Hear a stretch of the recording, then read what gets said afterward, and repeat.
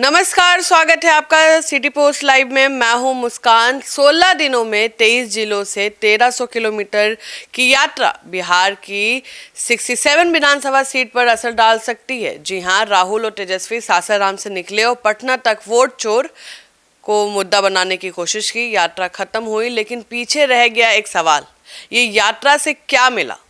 इस पर बातचीत करने के लिए हमारे साथ मौजूद हैं चीफ एडिटर श्रीकांत प्रत्युष।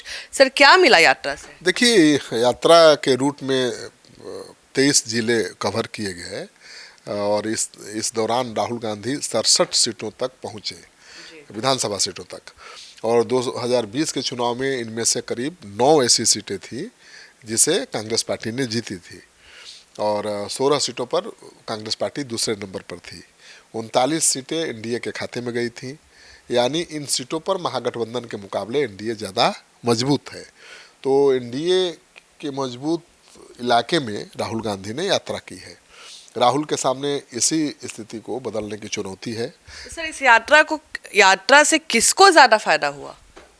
अब फायदा तो सबको होगा महागठबंधन में, लेकिन यात्रा का सबसे ज़्यादा फायदा किसको हुआ, ये सवाल आपका जायज़ है। बिहार में कांग्रेस का संगठन जो लगभग निष्क्रिय हो गया था, फिर से सक्रिय हो गया है। कांग्रेसियों में नया जोश दिखाई दिया। राहुल गांधी की यात्रा से पार्टी के कार्यकर्ताओं को नई ऊर्जा मिली है और यह ऊर्जा वोट में कितनी तब्दील होगी यह कहना मुश्किल है। ठीक है, कांग्रेस खुद को आरजेडी के बराबर खड़ा करने में कामयाब हुई है राहुल गांधी की इस यात्रा से, ये सच है। अब सीट शेयरिंग में कांग्रेस का असर दिखेगा, मतलब अपर हैंड दिखेगा कांग्रेस का, और कांग्रेस 70 से कम सीटों पर चुनाव लड़ना नहीं चाहेगी। कांग्रेस केवल 70 सीटें ही नहीं मांगेगी, बल्कि असली सीटों के अदला बदली को लेकर भी दबाव बनाएगी। तो सर, यात्रा के दौरान विवाद भी हुआ, उससे कितना नुकसान हो सकता है? देखिए, यात्रा का मुद्दा वोट चोरी की जगह बिहार में बदलाव होना चाहिए था, ऐसा राजनीतिक पंडित मानते हैं। क्योंकि यात्रा के दौरान वोट चोरी के जो सबूत दिखाए गए वे या तो गलत निकले या लोगों ने उन्हें नकार दिया। और यात्रा के मंच से प्रधानमंत्री मोदी के लिए अपशब्द जो बोले गए, उससे बड़ा नुकसान पहुंचा। और राहुल गांधी का तेजस्वी यादव को मुख्यमंत्री का चेहरा घोषित करने से बचना महागठबंधन के अंदरूनी खटास को भी सतह पर लाया।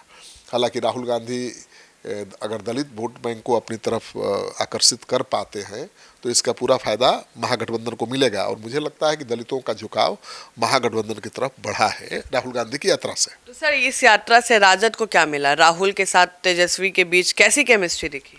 देखिए, आरजेडी को इस यात्रा से दो बड़े फायदे हुए हैं।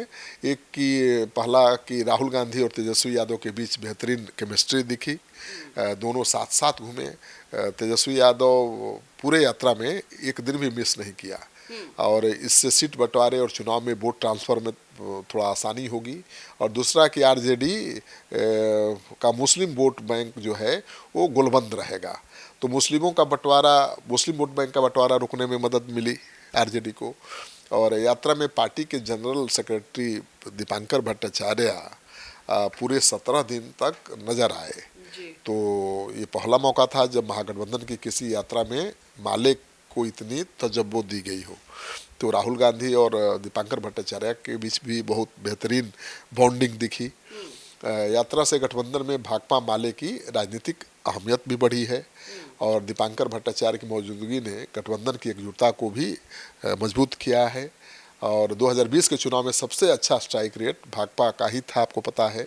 उनकी बढ़ी हुई अहमियत गठबंधन की जीत के लिए अहम भी मानी जा रही है। सब जरूरी सवाल सर, क्या वीआईपी मुकेश सहनी के गठबंधन छोड़ने की अटकलें खत्म हो गई है? क्या मुकेश सहनी कहीं नहीं जा रहे हैं? अब देखिए, मुकेश सहनी जिस तरह से यात्रा में दिखे राहुल गांधी के साथ, और मुकेश सहनी को यात्रा में जिस तरह से पूरा सम्मान और महत्व दिया गया, तो लगता तो यही है कि वो नहीं जाएंगे। और ये राहुल गांधी की अच्छी रणनीति है, माना जाएगा। उनकी राजनीतिक समझ बहुत अच्छी है। इससे उनके आखिरी वक्त में पाला बदलकर एनडीए में जाने की संभावना तो कम हुई है। लेकिन जो बीजेपी के सूत्र हैं अभी भी दावा कर रहे हैं कि बातचीत चल रही है और अभी भी उनको विश्वास है कि मुकेश सहनी आ जाएंगे। तो मुकेश सहनी मना नहीं किए सर एनडीए को कि अब हम नहीं आएंगे? अब उम्मीद बनी हुई है एनडीए की तरफ भी। यात्रा से मैसेज तो ये गया है कि गठबंधन का अहम हिस्सा है मुकेश सहनी, ठीक है, और वो महागठबंधन के साथ ही रहेंगे। तेजस्वी से नाराज भी होंगे तो राहुल उनको संभाल लेंगे, और इससे कोसी एरिया में मलाह समुदाय के वोटरों को महागठबंधन के पक्ष में लाने में मदद मिल सकती है। यात्रा का सबसे पॉजिटिव असर ये है कि बिहार में इंडिया ब्लॉक पहले से ज़्यादा एकजुट दिखाई दे रहा है।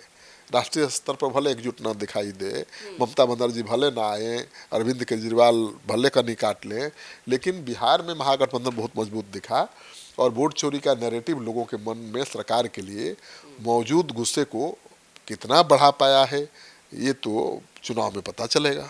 सर, ऐसा लगा कि राहुल गांधी ने इस यात्रा के जरिए पूरे देश को मैसेज देने की कोशिश की है। बिल्कुल, ये बिहार चुनाव पर फोकस नहीं थी उनकी यात्रा। कांग्रेस के नेताओं का कहना है कि बिहार से जिस क्रांति का आगाज राहुल गांधी ने किया है, उसकी गूंज अब पूरे देश में सुनाई दे रही है।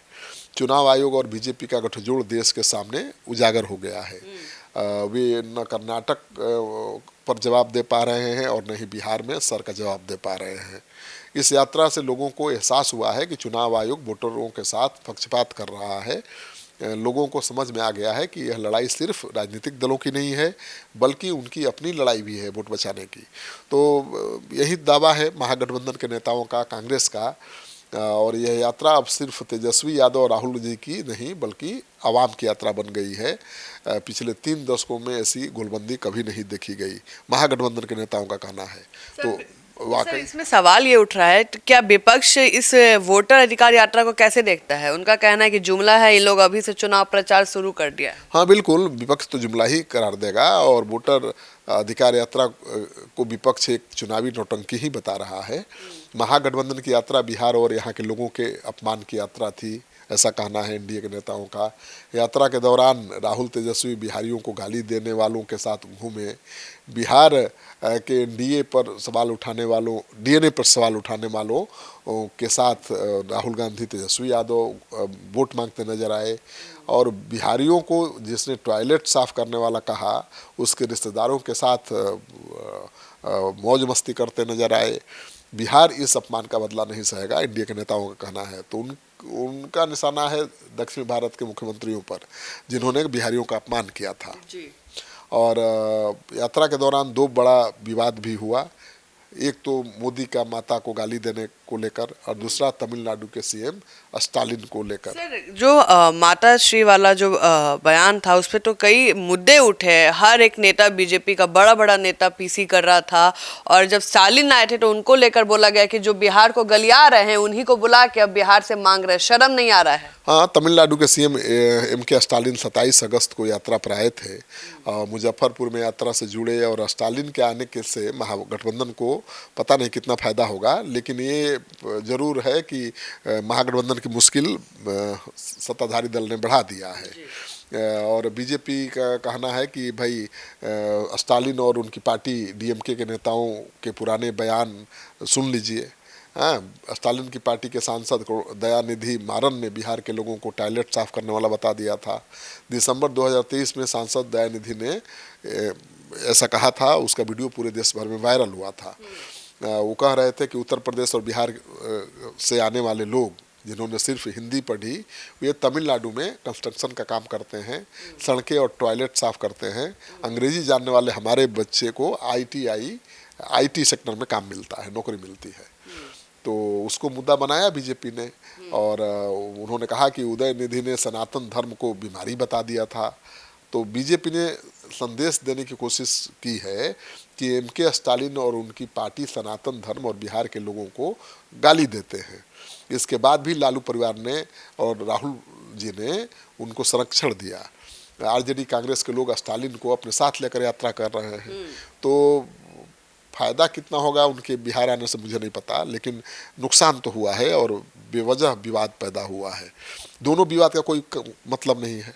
एक तो कि पीएम की मोदी की माँ को गाली देना, क्या जरूरत थी यात्रा में पीएम मोदी को गाली देना और उनकी माँ को गाली देना, तो इससे नुकसान हुआ। और कौन है इसके पीछे, कांग्रेस पार्टी को खुद पकड़ना चाहिए कि इसके पीछे कौन है असली खिलाड़ी जिसने ये सब करवाया, यात्रा को विवाद में डाल दिया। और स्टालिन जैसे बाहर के नेताओं को बुलाने का क्या मतलब था, जिनकी छवि बिहारियों की नज़र में खराब है। अब आप बाल ठाकरे के परिवार से बुला लीजिएगा राज ठाकरे को, जो बिहारियों के खिलाफ मोर्चा खोले रहते हैं, स्टालिन को बुला लीजिएगा, तो खराब मैसेज जाएगा ना। अब आपने बुलाया हेमंत सोरेन को, बात समझ में आती है। आप बुलाते अरविंद केजरीवाल को, वो भी बात समझ में आती है। ममता बनर्जी को बुलाते तो भी बात समझ में आती है। वैसे बंगाल से भी बिहार के रिश्ते कभी अच्छे नहीं रहे हैं। हमेशा लालू यादव ममता बनर्जी में भी खींचतान चलती रही है। लेकिन कभी बिहारियों के अगेंस्ट टिप्पणी वैसा तो नहीं हाँ है। बिल्कुल, बिहारियों के खिलाफ कभी टिप्पणी नहीं की है, लेकिन जो बिहारियों के खिलाफ टिप्पणी करते रहे हैं उनको बुलाने से तो खराब ही मैसेज जाएगा ना। तो बीजेपी ने इसी को मुद्दा बनाने की कोशिश की। तो आप सुन रहे थे पूरे डिबेट को, तो आपको क्या लगता है इस यात्रा से कितना फायदा और कितना नुकसान?